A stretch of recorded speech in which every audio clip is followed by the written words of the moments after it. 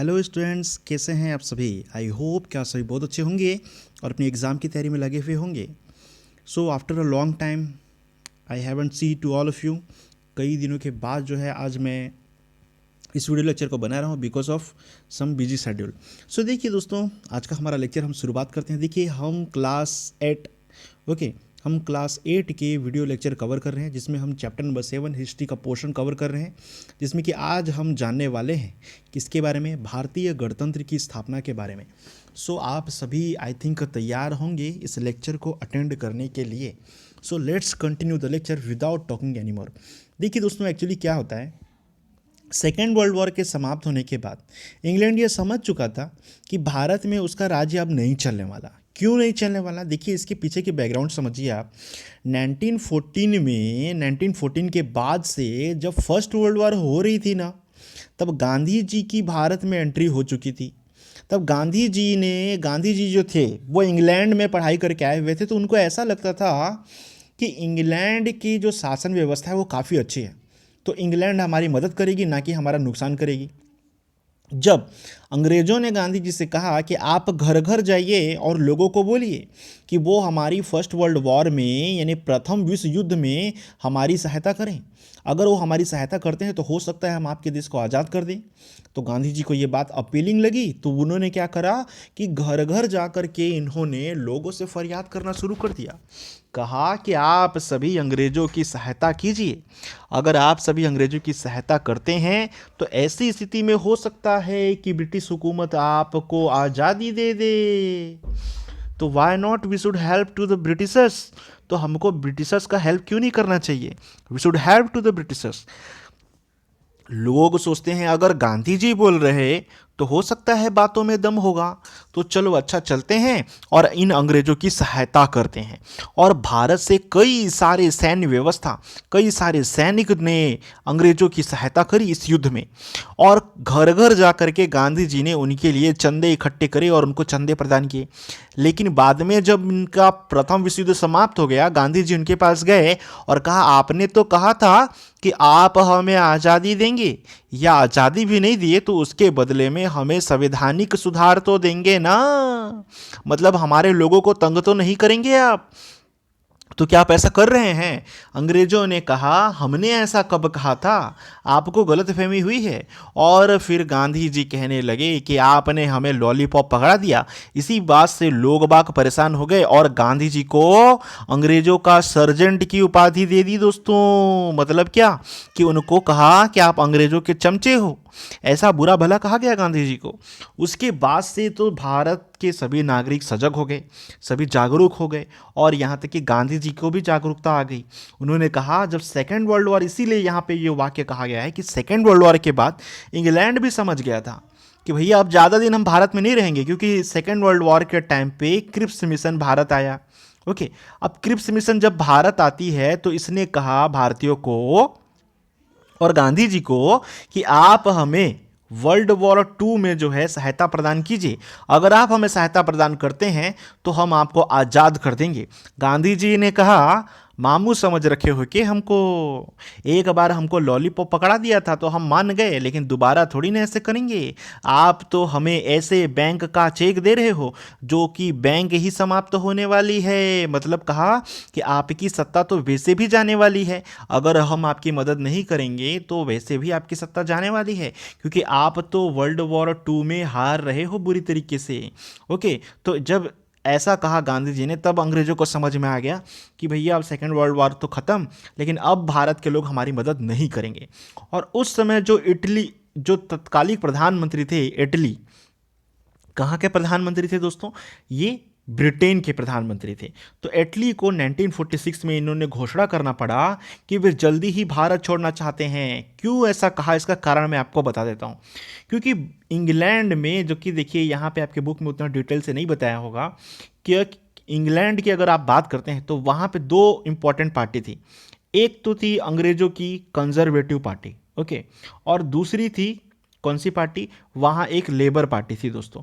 तो जो labour party थी वो कंजर्वेटिव पार्टी को हराने वाली थी, और ये कंजर्वेटिव पार्टी का ही तो शासन चल रहा था, और लेबर पार्टी उनको हराने वाली थी। और लेबर पार्टी का इंडिया के लोगों के साथ अच्छे से मित्रता था, पूरा मित्रतापूर्ण व्यवहार था, इसलिए उनको समझ में आ गया कि अब हम ज़्यादा दिन नहीं टिकने वाले, भारत हमको छोड़ना ही पड़ेगा। तो देखिए कमाल कमाल की बातें मैं आपको बताता हूँ जो कि आपके बुक में भी नहीं होती, इससे ज़्यादा नॉलेज आपको दे रहा हूँ दोस्तों।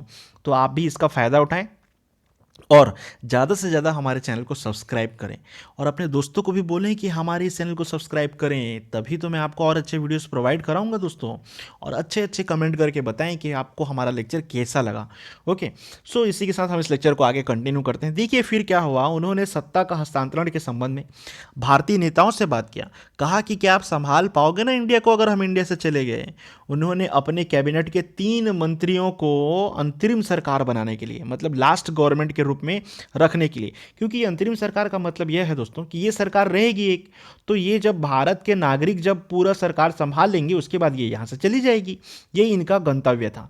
तो यहाँ पे क्या होता है, फाइनली जो है ये लोग मान जाते हैं और अंतरिम सरकार एक बना लेते हैं। तो संविधान गठित करने का प्रस्ताव ये लोग सबसे पहले रखते हैं। भारत के नागरिक कहते हैं कि संविधान पहले बनना चाहिए, क्योंकि संविधान बनेगा उसी के आधार पे नियम कानून बनेंगे। और क्योंकि संविधान का मतलब तो पता है ना दोस्तों, आप तो सिविक्स में तो पढ़े ही होंगे ना इसके बारे में, अगर नहीं पढ़े तो आप चिंता मत कीजिए, जल्द ही मैं उसका भी वीडियो अपलोड कर दूंगा। तो संविधान का मतलब आप सामान्य रूप से ये समझ लीजिए कि यह एक कानून की किताब है जिसके आधार पे कोई भी देश जो है अपने निर्णयों को लेता है कि किस तरीके से उसे अपने देश को चलाना है। ओके, तो यहाँ पे देखिए, तो इन्होंने अंतरिम जो सरकार थी, जब इसका निर्माण हुआ तो संविधान गठित करने की मांग जो है बढ़ने लगी। भारत के नागरिक कहने लगे संविधान बनाओ संविधान बनाओ। और संविधान बनाने के लिए क्या ऐसे सड़क में खड़े होकर बनाएंगे? नहीं भैया, उसके लिए क्या बनाना पड़ेगा आपको? तो उसके लिए आपको संविधान की सभा, संविधान की कॉन्स्टिट्यूशन असेंबली बनानी पड़ेगी। So first of all you will have to make constitution assembly, then we will think about the constitution, और फिर उसके बाद हम संविधान के बारे में सोचेंगे, फिर जा करके गवर्नमेंट बनाने के बारे में सोचेंगे। ऐसा इनका मंतव्य था। तो यहाँ से देखिए, अगर आप खाली इंट्रोडक्शन की बात करते हैं, इसी को समझाने के लिए मुझे भिन्न भिन्न तथ्यों के बारे में बताना पड़ा, जो कि आई थिंक आपको स्कूल लेवल की पढ़ाई में उतनी ज़्यादा जानकारी शिक्षकगण नहीं देते होंगे। देते होंगे तो बहुत अच्छी बात है, कमाल के वो शिक्षक होंगे तभी वो देते होंगे। तो संविधान गठित करने का प्रस्ताव उठा और प्रस्ताव में कहा गया संविधान सभा में प्रांतीय विधानसभाओं द्वारा चुने हुए व्यक्ति ही भारतीय रियासतों के राजाओं द्वारा मनोनीत व्यक्ति शामिल होंगे। मतलब इसमें 2 बातें कही गई। पहला बात तो कहा गया कि जो भारत देश है वो अलग अलग प्रांतों से मिलकर बना है, जैसे कि आप सभी को पता है, और इसमें जितने प्रांत में चुनाव होंगे और चुनाव में जो व्यक्ति जीतेगा वही आकर संविधान सभा में बैठेगा। अच्छा, तो एक तो प्रांतीय क्षेत्र थे जो कि ब्रिटिश अधिकृत क्षेत्र थे, मतलब अंग्रेज जिस पे गुलाम बना के रखे हुए थे जिन क्षेत्रों को भारत के, एक वो क्षेत्र थे। दूसरा जो है भारतीय नवाबों के क्षेत्र थे, यहाँ के देसी राजाओं के क्षेत्र थे। तो इन क्षेत्रों से वही व्यक्ति चुन के आएगा जिसको नवाब कहेंगे। तो ये जो है चुन ही के नहीं आएगा, बल्कि इसको क्या करेंगे, मनोनीत किया जाएगा। क्या किया जाएगा? मनोनीत, मतलब इसको यहाँ पे सेलेक्ट किया जाएगा। ओके, और जो प्रांतीय क्षेत्र हैं, प्रांतों से जो व्यक्ति चुन कर आने वाला है उस व्यक्ति को इलेक्ट किया जाएगा, मतलब वह क्या होगा, चयनित होगा। तो चयनित और मनोनीत में आई थिंक आपको समझ में आ गया होगा अंतर। तो ये जो चैप्टर है लगभग आपकी जो सिविक्स की जो चैप्टर होगी, जो गढ़ आपके संविधान की स्थापना वाली जो चैप्टर है हमारा संविधान, उसकी ये नींव को रखता है। तो कहीं ना कहीं आपको इसमें कई सारी बातें सीखने को मौका मिलेंगी। फिर उसके बाद देखिए, फिर यहाँ पे क्या होता है कि संविधान सभा में प्रांतीय विधानसभाओं द्वारा चुने हुए व्यक्ति और भारतीय रियासतों के द्वारा मनोनीत व्यक्ति शामिल होंगे, इसे ही कैबिनेट कहा जाएगा। और उन्होंने कहा कि जो व्यक्ति ये प्रांतों से चुने जाएंगे, प्रांतीय विधानसभाओं से, और जो व्यक्ति जो हैं भारतीय रियासतों से चुने जाएंगे, तो उनकी जो कमेटी बनेगी, जितने लोगों की भी कमेटी यहाँ पे तैयार होगी, उन सभी की कमेटी को एक साथ हम क्या कहेंगे, उन सभी की कम्युनिटी को हम एक साथ क्या कहेंगे, उस कमेटी को कैबिनेट के नाम से जानेंगे। तो ऐसा इन्होंने बताया दोस्तों। आई थिंक आपको समझ में आ गया होगा कि किस तरीके से वो बातें कर रहे थे। तो अंतरिम सरकार की स्थापना के बारे में आइए जानने की कोशिश करते हैं। इस प्रकार के वायसराय लॉर्ड वेवेल के आमंत्रण पर केंद्र में पंडित जवाहरलाल नेहरू के नेतृत्व में एक अंतरिम सरकार बनाई गई 1946 में, जिसमें प्रधानमंत्री जवाहरलाल नेहरू, सॉरी उस समय तो प्रधानमंत्री नहीं थे, तो वो क्या थे, मात्र पंडित जवाहरलाल नेहरू। तो पंडित जवाहरलाल नेहरू के नेतृत्व में एक अंतरिम सरकार 1946 में गठित की गई, जिसने संविधान निर्माण में महत्वपूर्ण भूमिका निभाई। अच्छा, इसके अलावा जो है जो डॉक्टर राजेंद्र प्रसाद थे। ओके, तो डॉक्टर राजेंद्र प्रसाद की अध्यक्षता में संविधान सभा का गठन हुआ। तो देखिए, अगर इसमें ये बात जो लिखी गई है आपकी बुक में, ये थोड़े सटीक नहीं है, मैं आपको थोड़ा समझा देता हूँ। देखिए, जो संविधान सभा का निर्माण होता है दोस्तों, 1946 की हम बात कर रहे हैं, तो वहाँ पे क्या होता है, सबसे पहले 9 दिसंबर को, ओके, 9 दिसंबर 1946 में डॉक्टर सच्चिदानंद सिन्हा को, सबसे पहले डॉक्टर सच्चिदानंद सिन्हा को जो है अस्थायी अध्यक्ष बनाया जाता है संविधान सभा का। ओके, और क्यों बनाया जाता है, क्योंकि वो उस सभा में सबसे बुजुर्ग व्यक्ति थे। और देखिए, यह बात जो है फ्रांस के संविधान से ली गई है कि फ्रांस के संविधान में कहा गया है कि जो सभा में सबसे बुजुर्ग व्यक्ति होगा उसे ही अध्यक्ष चुना जाएगा, वो भी संविधान सभा का। तो ये बात वहाँ से इन्होंने उठाई। तो डॉक्टर सच्चिदानंद सिन्हा सबसे बुजुर्ग व्यक्ति थे, तो इनको कहा गया कि आप जो है अध्यक्ष बन जाइए, और इनको अस्थायी अध्यक्ष बनाया गया। किसी प्रकार का कोई विशेष शपथ ग्रहण इनसे नहीं कराया गया। तो ये कब अस्थायी अध्यक्ष बने, 9 दिसंबर 1946 को, और 11 दिसंबर 1946 में ही इन्होंने अपने पद से इस्तीफा दे दिया। उसके बाद कौन बने, उसके बाद डॉक्टर राजेंद्र प्रसाद को अस्थायी अध्यक्ष के रूप में चुना गया दोस्तों। अस्थायी अध्यक्ष के रूप में डॉक्टर राजेंद्र प्रसाद को यहाँ पे चुना जाता है। ओके, तो ये जो है 11 दिसंबर को अस्थायी अध्यक्ष के रूप में कुर्सी संभाल लेते हैं, और ये जो है उसके बाद से, पहले तो अस्थायी अध्यक्ष थे, बाद में उनको घोषित कर दिया जाता है कि नहीं, आप स्थायी अध्यक्ष के रूप में कार्यभार संभालो। और देखिए, ऐसा होता है कि संविधान सभा के अध्यक्ष के रूप में डॉक्टर राजेंद्र प्रसाद काम कर रहे हैं। अब उनको देखिए 11 तारीख को ही उनको घोषित कर दिया गया कि नहीं, पहले अस्थायी बनाएंगे, स्थायी बनाएंगे, ये डिस्कशन चला। तो बोले पहले अस्थायी बना दो। फिर उसके बाद उन्होंने सोचा कि नहीं, अस्थायी कितने दिन रहेंगे, उससे अच्छा इनको जो है स्थायी घोषित कर दो। तो 11 दिसंबर को ही इनको कहा दिया गया कि आप जो है स्थायी अध्यक्ष चयनित होते हैं। और 13 दिसंबर को, ओके, 13 दिसंबर की तारीख को संविधान सभा में पंडित जवाहरलाल नेहरू ने एक संविधान की घोषणा कर दी कि हमारी भी एक संविधान है जिसमें हम प्रस्तावना के बारे में डिस्कशन करने जा रहे हैं। ओके, तो इस तरीके से उन्होंने कहा। तो फाइनली यहाँ पे देखिए, यहाँ पे क्या बताया गया है, संविधान का गठन हुआ जिसने दिसंबर 1946 में अपना काम शुरू कर दिया। मतलब आप समझ रहे हैं ना कि 11 दिसंबर से जब स्थायी अध्यक्ष चुने जाते हैं, उसके बाद से इनका कार्यभार जो है वो प्रारंभ हो जाता है। ओके, लेकिन मुस्लिम लीग और राजाओं ने उसमें भाग लेने से इनकार कर दिया। देखिए, क्या है कि भारत का विभाजन भी उसी समय पे हुआ था, और भारत की विभाजन की मांग जो है वो मुस्लिम लीग ने रखी थी। मुस्लिम लीग का गठन जो है वह 1906 में हुआ था। ओके, तो इसके अध्यक्ष कौन थे, इसके अध्यक्ष थे जिन्ना। ओके, मोहम्मद अली जिन्ना, जो बाद में जाके पाकिस्तान के रहनुमा बनते हैं, पाकिस्तान के प्रधानमंत्री के रूप में चयनित होते हैं। तो यहाँ देखिए, मुस्लिम लीग ने कहा कि हम भारत के साथ नहीं रहना चाहते, हमको पृथक एक समाज दीजिए। तो उनको जो है पृथक कर लिया गया, इंडिया पाकिस्तान अलग हो गए। तो यहाँ पे मुस्लिम लीग जो है कंप्लीटली बहिष्कार करती है इस संविधान सभा का। कहती है हम वहाँ जाकर क्या करेंगे, हमारी तो अलग स्टेट बन रही है, हमारी तो अलग कंट्री बन रही है। और दूसरी ओर जो नवाब थे, जो देसी राजाएं थे, उनको भी ये कन्फ्यूज़न था, उनको समझ में ही नहीं आ रहा था कि हम जो है पाकिस्तान की ओर जाएं या तो फिर हम इंडिया की ओर जाएं। तो कुछ नवाब पाकिस्तान चले गए और कुछ नवाब जो है इंडिया में ही रुक गए दोस्तों। तो ये एक प्रक्रिया के बारे में यहाँ बताया गया है।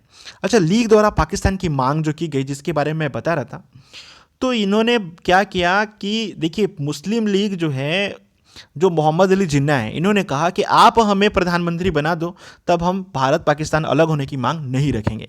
लेकिन इनको प्रधानमंत्री बनाना थोड़ा मुश्किल था, क्योंकि ये थोड़े मतलबी टाइप के व्यक्ति थे, जो कि हमारे देश के नागरिकों को, जो हिंदू वर्ग के लोग हैं, उनको नुकसान पहुंचा सकते थे, या अन्य वर्ग के लोगों को।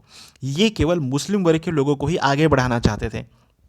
दूसरी ओर पंडित जवाहरलाल नेहरू थे, उनके साथ मौलाना आज़ाद थे, सरदार वल्लभ भाई पटेल थे, और भी कई बुद्धिजीवी, क्रांतिकारी नेता और अहिंसावादी नेतागण थे। तो उनका मानना यह था कि हम हिंदू, मुसलमान, सिख, ईसाई सबको एक समान देखते हैं। तो हम जो है इनको अगर ये गद्दी दे दें तो हो सकता है ये नुकसान कर दें, तो उससे अच्छा इनको गद्दी ही ना दिया जाए। ओके, और फाइनली उन्होंने डिसाइड किया कि हम प्रधानमंत्री बनेंगे, और उन सब लोगों ने मिलकर डिसाइड किया कि पंडित जवाहरलाल नेहरू को जो है वह उचित कैंडिडेट हमको नजर आते हैं प्रधानमंत्री बनने के लिए, और महात्मा गांधी ने भी ऐसा ही समझा। ओके, लेकिन यहाँ पे क्या होता है कि मुस्लिम लीग जो है पृथक पाकिस्तान की मांग पर अड़ गई, लेकिन कांग्रेस शुरू से ही भारत का विभाजन नहीं चाहता था। ओके, किंतु लीग अपनी मांग पर जोर देने लगी। लीग मतलब मुस्लिम लीग, ओके, यानी कि ये भाई साहब जो हैं जोर देने लगे कि पाकिस्तान को भारत से अलग कर दो। वह पहले अंतरिम सरकार में भी शामिल नहीं हुए, जो सरकार बनी थी और जिसके बाद संविधान का निर्माण होने लगा, मगर बाद में शामिल होकर उसके कार्यों में बाधा पहुंचाने लगे। मतलब ये डायरेक्टली शामिल नहीं हुए, इन्होंने अपने बंदों को भेजा, जैसे शौकत जंग को इन्होंने वहां भेजा था, शौकत अली को भेजा था, माफ कीजिएगा, शौकत अली को भेजा था संविधान सभा में, और उन्होंने कहा आप संविधान सभा के कार्यों में रोड़ा डालने का काम करो, ओके। तो देखिए कितने दिन तक आखिरकार इनको कामयाबी मिलती, फाइनली इनको हार का सामना करना पड़ा और ओवरऑल जो है इनको भागना पड़ा। तो लीग की सीधी कार्यवाही दिवस देखिए यहाँ पे कैसे होता है। देखिए अब मुस्लिम लीग हर कीमत पर पाकिस्तान चाहने लगी। इसने 16 अगस्त 1946 को सीधी कार्यवाही दिवस घोषित कर दिया, कहा आज हमको चाहिए ही चाहिए, अलग पाकिस्तान घोषित करो, ओके। तो यहाँ देखिए जिसके कारण बंगाल, बिहार, बंबई आदि स्थानों में सांप्रदायिक दंगे भड़क उठे। क्यों दंगे भड़क उठे? क्योंकि इन्होंने हिंदू मुसलमानों दोनों में भड़का दिया, इनको आग लगा दी वहाँ। तो गांधी जी इतने दंगे के माहौल में भी बांग्लादेश पहुँच जाते हैं, बंगाल पहुँच जाते हैं, कहते हैं मैं जाऊंगा तो वहां दंगे नहीं होंगे, और जैसे ही गांधी जी आते हैं दंगे शांत हो जाते हैं। तो इस प्रक्रिया का मुख्य कारण कौन था? तो इस प्रक्रिया का मुख्य कारण मैं तो कंप्लीटली जिन्ना को मानता हूं, क्योंकि मूर्ख व्यक्ति था, शांति प्रिय नहीं था वो। अगर वो सोचता तो वो बिल्कुल शांति से काम कर सकता था, लेकिन उसने ऐसा नहीं माना, कई लोगों की जानों को जोखिम में डाल दिया, फिर भी लोग बाग नहीं समझ पाए। तो इन दंगों से हिंदू मुस्लिम में भयंकर मारकाट मच गई। कोई बोलता अगर तुम हिंदू हो तो मुस्लिम उसको मार देते, कोई बोलता मुस्लिम है तो उसको हिंदू मार देते। तो ये भयंकर लड़ाई चल रही थी। इन दंगों को रोकने के लिए अंग्रेजों ने कोई विशेष प्रयास नहीं किया, कहा लड़के मरने तो इनको, हमारा क्या जा रहा है, ये तो वैसे ही मर जाएंगे तो ही अच्छा होगा, हम यहीं पे रह जाएंगे, ओके। और उन्होंने कोई कोशिश नहीं की। तो इस प्रकार कुछ महीनों में ही बहुत से लोग मारे चले गए, मरते चले गए, लाखों लोग घर से बेघर हो गए।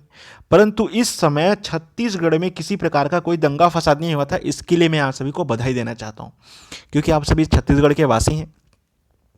जो लोग भी छत्तीसगढ़ के वासी हैं मैं उन सभी को बधाई देना चाहता हूं इसके लिए कि आपकी छत्तीसगढ़ में ये शांति स्थापित बनी रही, ओके। यहाँ इसका मतलब ये है कि यहाँ पे रहने वाले जो हिंदू मुस्लिम भाई बंधु हैं वो लोग एक दूसरे के साथ भाई बंधुता के साथ रहते हैं, वो एक दूसरे से नफरत नहीं करते। तो जो यहाँ की जनता के भाईचारा का प्रतीक है, ओके, आई थिंक आपको समझ में आ गया होगा। तो इसके बाद देखिए गांधी जी को काफ़ी बुरा लगा और उन्होंने दंगाग्रस्त क्षेत्रों का दौरा भी किया, उसके बाद शांति की स्थापना करी, ओके। उसके बाद देखिए माउंटबेटन योजना आती है 1946 में ही, ये माउंटबेटन योजना भारत में आती है। और अराजकता यानी कि पूरी तरीके से जो दंगाई का जो माहौल फैल गया था, ऐसे वातावरण में मार्च 1947 में लॉर्ड माउंटबेटन नए वायसराय बनकर के भारत आते हैं। मतलब 1946 से उनको भेजा जाता है और उनको कहा जाता है कि आप जाओ और वहाँ पे अपनी माउंटबेटन योजना को प्रसारित करो। और ये अंतिम योजना होती है, 1946 की योजना है एक्चुअली ये, ओके। यहाँ पे 1947 गलत दिया हुआ है दोस्तों। उन्होंने दोनों संप्रदाय के प्रमुख नेताओं से बात की, उन्होंने कहा आप चाहते क्या हो? तो यहाँ पे देखिए माउंटबेटन योजना जो है, ये माउंटबेटन भारत के अंतिम गवर्नर जनरल के रूप में जाने जाते हैं। और इसके बाद जो है जो गवर्नर जनरल बनते हैं, जो हिंदू राष्ट्र के हमारे भारत देश के जो आज़ाद होने के बाद बनते हैं, उनका नाम है राजगोपालाचारी, ओके। मैं आपको बता देता हूँ क्योंकि बाद में हो सके तो क्या पता मैं भूल जाऊँ, उससे पहले मैं आपको बता देना चाहता हूँ। तो आई थिंक आपको समझ में आ गया होगा कि क्या होता है। माउंटबेटन योजना में माउंटबेटन को भारत भेजा जाता है वायसराय बना करके, और उन्होंने ये सांप्रदायिक दंगों से करने वाले जो दोनों गुट के नेता हैं, एक तो हिंदू वर्ग के नेता यानी कि समझ लीजिए जो भारत में रहने वाले नेता हैं जो कांग्रेसी थे उनसे, और दूसरे जो पाकिस्तान में रहने वाले मुस्लिम लीग के नेताओं से उन्होंने बात करी। कहा तुम क्यों कर रहे हो ऐसा, और भारत का विभाजन अगर तुम चाहते हो तो हम कर देते हैं, कोई दिक्कत नहीं। और वैसे भी चाहते थे कि भारत दो टुकड़े में बढ़ जाए। यहाँ रहते हुए तो उन्होंने फूट डालो शासन करो की नीति अपनाई, लेकिन ये फूट डालो शासन करो की नीति गांधी जी के रहते रहते और यहाँ के जो महान क्रांतिकारी नेता थे उनके रहते रहते वो सफल नहीं हो पाई। सो फाइनली इन्होंने सोचा कि चलो हम यहाँ रहकर नहीं कर पाए तो अब यहाँ से जाने से पहले कर देते हैं, और वैसा ही उन्होंने काम किया। भारत पाकिस्तान का निर्माण का योजना जो है उन्होंने प्रस्तुत कर दिया। देखिए भारत का उसके बाद विभाजन होता है। कांग्रेस शुरू से ही भारत की एकता और अखंडता चाहती थी, लेकिन उसने हिंदू मुस्लिम के आपसी झगड़े का अंत करने के लिए भारत के विभाजन को ना चाहते हुए भी मजबूरी में उसको स्वीकार करना पड़ा, क्योंकि इतने लोगों के जान को जोखिम में नहीं डाल सकते थे ना। तो फिर उसके बाद पश्चिम का जो पंजाब का क्षेत्र है और पूर्वी बंगाल का क्षेत्र है। तो यहाँ अगर मैप अगर इंडिया का दिया होता तो मैं आपको ज़रूर समझा देता। ओके, यहाँ इंडिया का मैप नहीं दिया दोस्तों, उसके लिए मैं कुछ नहीं कर सकता। ओके, लेकिन फिर भी मैं आपको यहाँ पे ज़रूर बताऊँगा। देखिए, अगर हम इंडिया की बात करते हैं इस तरीके से, मैं यहाँ एक रफ डायग्राम बना रहा हूँ, आई थिंक आप समझ सकेंगे इसको। ताकि तो यहाँ पे देखिए, ये अगर हम इंडिया की बात करें तो ये क्षेत्र जो है पूरा बंगाल का क्षेत्र था, जिसमें बंगाल, बिहार, उड़ीसा तो आते ही थे, लेकिन साथ ही जो बांग्लादेश है आज के डेट में, ये जो बांग्लादेश का क्षेत्र है, ओके, ये क्षेत्र भी वहाँ पे आता था, बंगाल के क्षेत्रों में, बांग्लादेश का क्षेत्र। तो यहाँ पे क्या किया गया, इन लोगों ने मांग रख ली। क्या मांग रख ली कि जैसे ये इंडिया है तो ये पंजाब का क्षेत्र जो भारत में है और एक पंजाब का क्षेत्र जो पाकिस्तान में चला गया, क्योंकि उन्होंने मांग रखी कि वो पंजाब हमको चाहिए। ओके, और दूसरा उन्होंने मांग रखी कि पूर्वी बंगाल हमको चाहिए। तो अगर ये इंडिया है, मान के चलिए यहाँ पे बंगाल है, तो इसका पूर्वी बंगाल क्या हुआ? तो जो आज के डेट में जो आप बांग्लादेश के नाम से जानते हो, वह पहले पूर्वी पाकिस्तान कहलाता था दोस्तों, क्योंकि पाकिस्तान को वो क्षेत्र मिल गया था। ओके, लेकिन बाद में बांग्लादेश जो है पाकिस्तान के साथ रहना नहीं चाहता था, क्योंकि वो उसके रवैये से नाखुश था। इसलिए वो भारतीयों के मतलब भारत की सहायता से वो वहाँ से अलग हो जाता है। सिंध का क्षेत्र और पश्चिम उत्तर की जो सीमा प्रांत हैं, यानी अफगानिस्तान के आसपास का क्षेत्र, यानी मान के चलिए जम्मू कश्मीर के आसपास का क्षेत्र, पाकिस्तान इतने क्षेत्रों को अपना चाहती थी। वो चाहती थी कि ये हमारा रहे, और इसके बाद वो पृथक राष्ट्र बनाना चाहती थी। लेकिन जो जम्मू कश्मीर था उसने कहा ठीक है, पाकिस्तान और भारत जो है भाई भाई ही तो हैं, ये लोग अलग हो गए तो क्या हुआ, लेकिन मैं ना पाकिस्तान के हाथों में जाऊंगा और ना ही मैं इंडिया के हाथों में रहूंगा। मैं स्वयं को एक स्वतंत्र देश घोषित करता हूं, और जम्मू कश्मीर स्वयं को स्वतंत्र क्षेत्र घोषित करता है। लेकिन बाद में जा करके वो भारत में मिल जाता है दोस्तों। उसके पीछे भी एक कहानी है, मैं आपको सुनाऊंगा उसकी कहानी जब उसके बारे में कभी हमको सुनने का मौका मिलेगा। तो अखंड भारत का विभाजन भारतीयों के लिए दुखद था, कई लोगों की जानें भी गई उस समय। ओके, और विभाजन के बाद भी विभिन्न स्थानों में ये दंगे तो होते ही रहे, विशेषकर पंजाब और बंगाल के क्षेत्रों में ये दंगे अविश्वास का वातावरण बना लिया। ओके, अब लोग वहाँ घरों से निकलने के लिए डरने लगे। इससे क्या हुआ दोस्तों? इससे धन की हानि हुई, जान की हानि हुई, लोगों की हानि हुई, घरों को तोड़ दिया, कई लोग अनाथ भी हो गए। ये समाज के विकास में एक बाधा होती थी, बाधा के समान थी। इसलिए विभिन्न धर्मों के लोगों को हमेशा मिलजुल कर रहना चाहिए, ताकि ये कोई भी बाहरी लोग आकर के आप लोगों को लड़ा ना सके। तो भारत विभाजन से कई आर्थिक समस्याएं भी पैदा हुई, जैसे जूट के, सूती कपड़े के अधिकांश कारखाने भारत में रह गए, और इसका फ़ायदा पाकिस्तान के लोग नहीं उठा पाए। अगर दोनों साथ में ही रहा करते तो उसका फ़ायदा कितना अच्छा होता। आप खुद सोचिए, जब आप क्रिकेट देखते हो, सचिन तेंदुलकर जब इंडिया से बैटिंग कर रहा होता था, उस समय भारत से ही वसीम अकरम और शोएब अख्तर जैसे बॉलर होते, तो क्या हम कभी वर्ल्ड कप हार पाते? शायद ऐसा संभव नहीं होता। ओके, क्योंकि जितने अच्छे प्लेयर भारत में हैं, कई अच्छे प्लेयर पाकिस्तान में भी हैं। अगर दोनों एक साथ खेलते तो हमारे इंडिया के पास कई सारी ट्रॉफियाँ होती। आप खुद समझ सकते हैं दोस्तों। देखिए यहाँ पे क्या हुआ, जूट कपास के अधिकांश क्षेत्र पाकिस्तान में चले गए। अब उससे जो है उसका फ़ायदा भारत के लोग नहीं उठा पाए। इससे जूट और सूती कपड़े के कई कारखाने बंद भी होने लगे। अब गेहूं, चावल और सिंचाई के अधिकांश क्षेत्र पाकिस्तान के थे और कुछ क्षेत्र जो है भारत के थे। तो भारत में जब कभी अन्न का अभाव होने लगा उन क्षेत्रों के कारण, क्योंकि वहाँ के अनाज जो है वो भारत में फैलती थी, लेकिन अब वो धीरे धीरे बंद होने लगी, तो भारत को भी कहीं ना कहीं नुकसान हुआ। अब भारतीय स्वतंत्रता अधिनियम के बारे में हम इसमें आगे चर्चा करेंगे, जिसको मैं इस लेक्चर के पार्ट 2 में आप सभी को पढ़ाने वाला हूं, जिसमें हम भारतीय स्वतंत्रता अधिनियम जानेंगे, जिसमें हम देसी रियासतों राजवाड़ों का विलय कैसे हुआ उसको जानेंगे, जूनागढ़ का विलय, कश्मीर का विलय, हैदराबाद का विलय, नए संविधान का निर्माण कैसे हुआ उसको जानेंगे, और कुछ क्वेश्चन आंसर भी कवर करेंगे। तो that's it for today. Thanks for watching. I hope कि आप सभी को अच्छा लगा होगा। अगर आपको ये लेक्चर पसंद आता है, आपको लगता है कि आपके लिए हेल्पफुल है, सो प्लीज़ हमारे चैनल को ज़्यादा से ज़्यादा सब्सक्राइब कीजिए और इसको शेयर कीजिए दोस्तों आपके सभी व्हाट्सएप ग्रुप में, ओके, ताकि आपके फ्रेंड भी इसका फ़ायदा उठा सकें। So good luck to all of you. ना केवल आपके स्कूल के बच्चों को बल्कि आपके आसपास के स्कूल के बच्चों को भी शेयर कीजिए, क्योंकि देखिए स्कूल तो खुलने से रहा, सो आप हमारे वीडियो लेक्चर का फ़ायदा उठा सकते हैं, जितना ज़्यादा हो सके उठा लीजिए। अगर आपको कोई भी डाउट है, आप कमेंट सेक्शन में कमेंट करके हमसे क्वेश्चन कर सकते हैं। Good luck to all of you. Thanks for watching once again. आप होंगे कामयाब।